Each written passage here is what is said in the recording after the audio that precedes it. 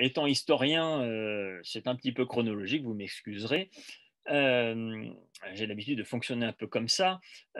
Nous allons voir tout d'abord, dans une première partie que je vais tâcher de faire la plus courte possible, les débuts d'une protection du patrimoine, en gros, de la dynastie du Choson jusqu'au milieu du XXe siècle.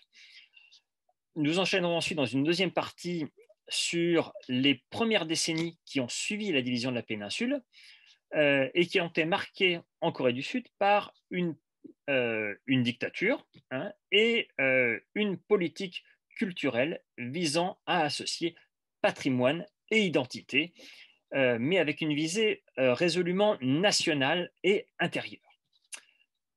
C'est ce que nous prolongerons ensuite dans un troisième temps avec la question des vestiges de la colonisation japonaise. On verra que les Coréens sont loin d'avoir tout détruit de cette colonisation, même si la colonisation a été un très grand problème pour les Coréens.